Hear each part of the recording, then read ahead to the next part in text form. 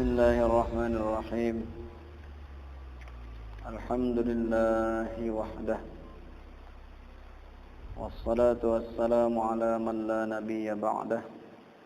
Wa ala alihi wa sahbihi wa mawala amma ba'd.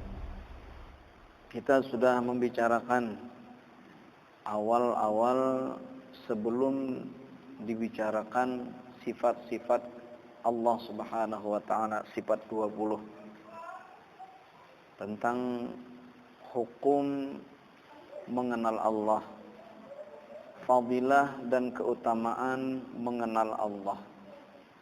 Kemudian sebelum kita membahas sifat 20, sifat-sifat kesempurnaan Allah Subhanahu wa ta'ala, kita juga membahas 3 buah hukum.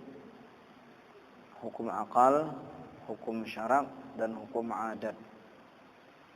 Nah, masuk kepada sifat-sifat Allah Subhanahu wa ta'ala.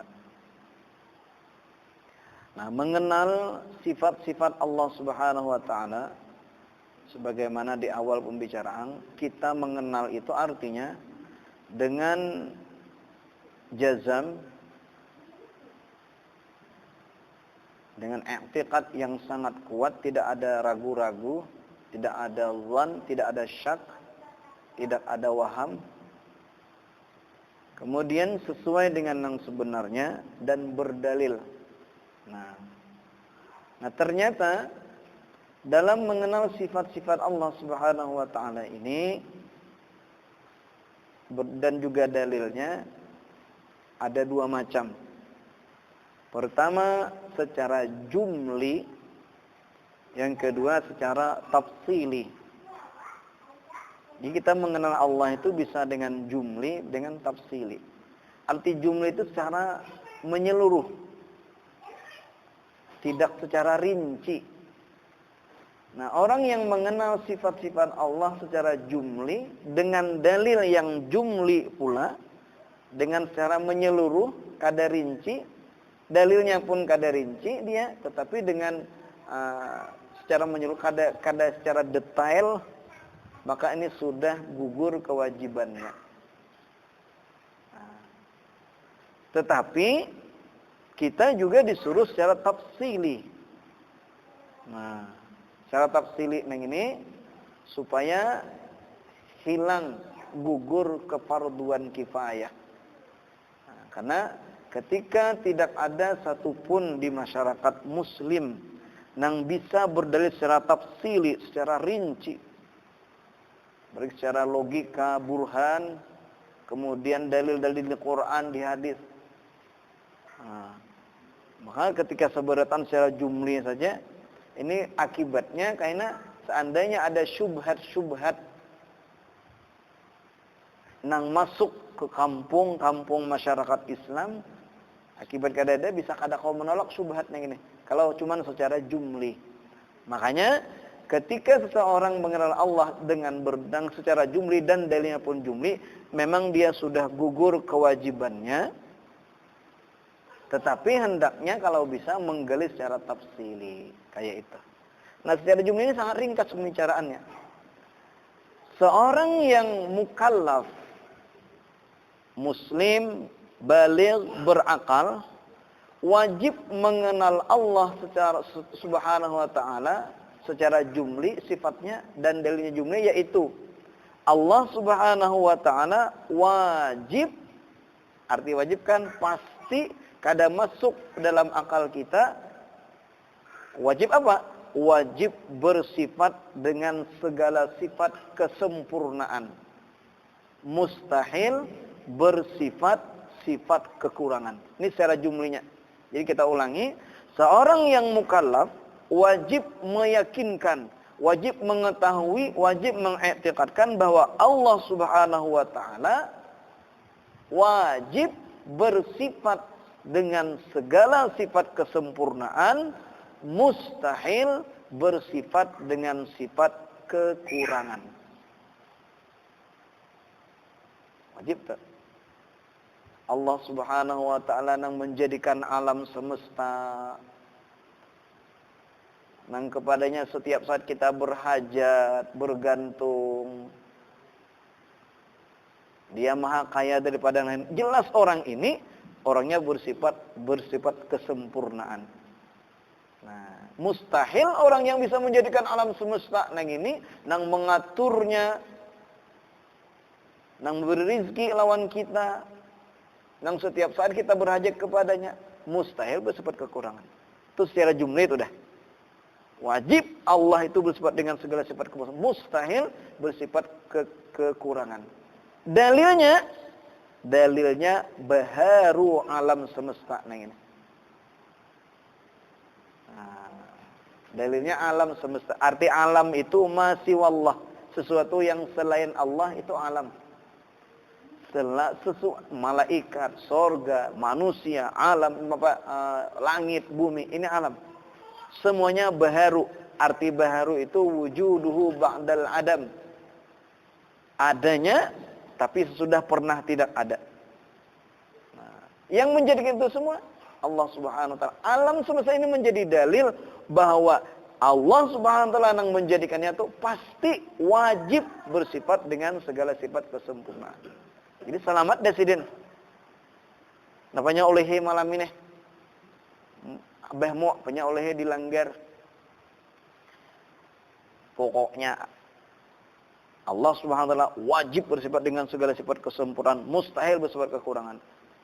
Dalilnya bukti nyata bahwa Allah Ta'ala bersifat dengan sifat kesempurnaan alam semesta, baharu alam ini. Maka orang ini sudah selamat gugur keparduannya sebagai seorang muslim. Itu nang secara jumli. Secara keseluruhan. Kalau bahasa orang dagang itu bakudi, secara bakudi. Subhanallah. Ya itu.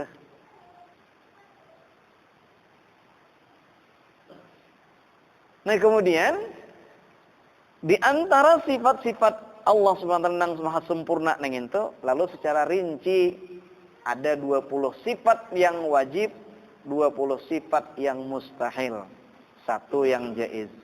Nah, itu ini sudah kesan tafsili.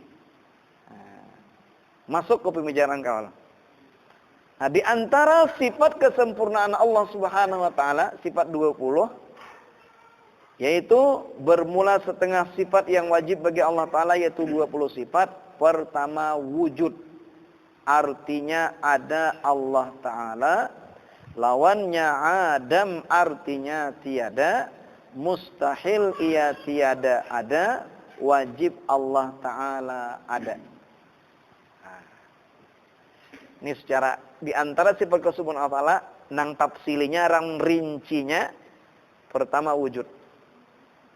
Allah Subhanahu wa Ta'ala pasti ada. Mustahil tiada. Nah, wajib Allah Ta'ala itu ada. Kada masuk akal kalau Allah Ta'ala itu kada ada. Pasti ada. Nah. Sudah ya? Nah, sekarang keyakinan kita nang itu bahwa Allah Subhanahu wa Ta'ala itu ada, kita harus punya dalil. Apa dalilnya? Baharu alam semesta ini. Siapa yang menjadikan Allah? Kada mungkin alam ini ada, tapi nang menjadikan kada ada. Pasti nang menjadikannya ada. Ada apa? Yaitu ada. Yaitu Allah Subhanahu wa Ta'ala. Selesai? Kada mungkin barangnya ada, dan barangnya ini baharu.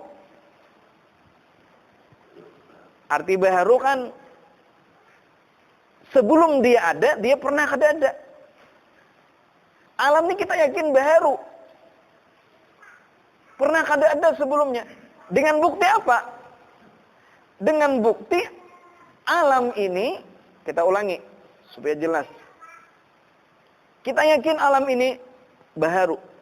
Artinya wujuduhu ba'dal adam, adanya tapi sebelumnya, sebelum dia ada pernah kada ada. Di mana buktinya? Dengan dalil alam ini bersifat dengan sifat yang baru. Setiap orang yang bersifat dengan sifat yang baharu, maka berarti dia pun baharu. Di mana buktinya? Nih, kita aja. Kita dulu. Kita dulu ke dada. Setelah ke dada, ada dalam bentuk air mani. Jadi segumpal darah. Jadi segumpal daging. Setelah daging, jadi tulang. Terus jadi janin.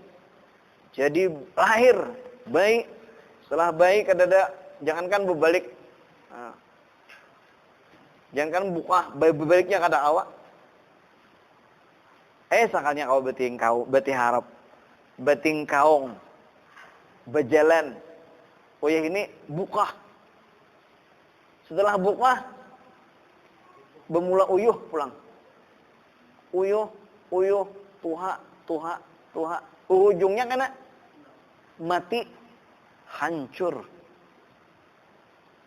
Kan punya proses nih. Ini baharu. Kenapa? Seandainya adanya nang proses-proses yang ada bagi kita nang ini, ada permulaannya. Berarti sifat kita itu baharu. Setiap yang baru pasti orangnya baharu. Demikian pula alam semesta nang ini. Di antara buktinya sifat yang baru, dia bergerak, berdiam. Matahari itu bergerak. Sebelum dia sampai di tengah hari, sampai di atas di puncak langit, dia di timur. Berarti ini baharu nih. Setiap orang yang bergerak, kan dia bergerak itu sifat yang baru. Setiap orang yang baharu berarti orangnya baharu. Bila baharu berarti pernah kada ada. Baru ada ketika dijadikan. Siapa yang menjadikannya?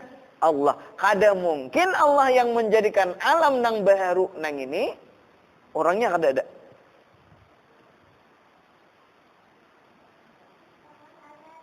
Sekali datang ke rumah, ada limping di muka rumah, di rumah, di atas meja. Pas langsung mengambil kesimpulan, berarti mamanya nih hidup, dia orangnya ada nih mamanya nih. Kenapaan? Buktinya limping ulahan mamanya ini ada. Langsung ambil kesimpulan, kada mungkin limping ada, mamanya kada ada. Nah, kayak itulah alam nih. Alam ini menjadi bukti bahwa Allah Subhanahu wa taala itu ada. Nah, sekarang pemikiran kita nang ini ada gerang dalam Al-Qur'an. Karena orang-orang Ahlus Sunnah wal Jamaah itu sejauh manapun dia berpikir, menalar, menjalankan logikanya, maka selalu terhenti logikanya nih dengan Al-Qur'an. Dengan wahyu Allah Subhanahu Al-Qur'an, hadis Nabi sallallahu alaihi wasallam. Nah, itu ciri Ahlus Sunnah wal Jamaah. Beda lawan orang-orang falasifah. Itu makanya dalam Ad-Dasuqi disebutkan orang tuh bisa kufur dalam masalah akidah nih. Yang pertama, kalau terlalu berpegang kepada logika. Makanya orang-orang falasifah itu al-falasifatul mulhidah, bukan nang sesat nang itu.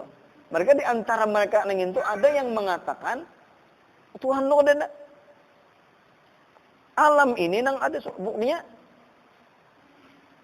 Nang itu nang dilihat, nang nyata. Nah, jadi yang pertama terlalu berpegang kepada yang zahir. Satu, yang zahir itu kemudian menjadi akidah, berbahaya. Yang kedua terlalu berpegang kepada adat. Adat kemudian dijadikan akidah. Ini juga berbahaya. Bila habis makan kanyang, dijadikannya akidahnya bahwa nang manganyangakan Allah. Apa menang manganyangakan nasi. Kebiasaan adat itu jadi keyakinan. Ini berbahaya juga. Dua ya. Yang zahir-zahir dijadikan sebagai keyakinan. Kebiasaan dijadikan keyakinan. Ini berbahaya. Kemudian berikutnya, terlalu mengandalkan akal. Nah, makanya kan timbul karena orang-orang Mu'tazilah, orang-orang falasifah. Mereka ingin tuh terlalu mengandalkan akal. Quran, hadis Nabi nomor berikutnya. Berbahaya juga. Terlalu mengandalkan akal, iya, akal di atas Al-Quran salah, adat dijadikan keyakinan salah. Jadi kayak apa? Orang Ahlussunnah wal Jamaah mereka berpikir juga, mereka berlogika juga. Sebagaimana tadi kan, alam ini ada yang menjadikan Allah, berarti Allah ada, selesai. Nah, tapi kemudian bahan pemikiran mereka ini ditanding, dibandingkan dengan Al-Quran. Ketika sesuai dengan Al-Quran, maka berarti menjadi keyakinan, menjadi akidah lagi. Nah, keyakinan kita bahwa Allah Ta'ala itu ada, dengan dasar tadi kada mungkin alam ini ada, mungkin Allah Ta'ala yang menjadikannya ada, pasti ada orangnya. Ada gerang dari Al-Quran mengatakan, lalu ada. Yaitu dalilnya, Allahul ladzi khalaqas samawati wal arda wa ma bainahuma. Sering kita mendengar malam Jumat surah As-Sajdah. Ini ayatnya. Allahul ladzi khalaqas samawati wal arda wa ma bainahuma. Artinya Allah Ta'ala juga yang telah menjadikan 7 lapis langit dan 7 lapis bumi dan barang yang antara keduanya. Nah, di Quran dipadahkan Allah yang menjadikan 7 lapis langit. Allah yang menjadikan 7 lapis langit dan apa yang ada di antara keduanya. Berarti kalau dikatakan dalam Al-Quran Allah Ta'ala yang menjadikan, kira-kira ada lah. Tadinya berkira lagi, yakin bahwa Allah Ta'ala itu memang ada.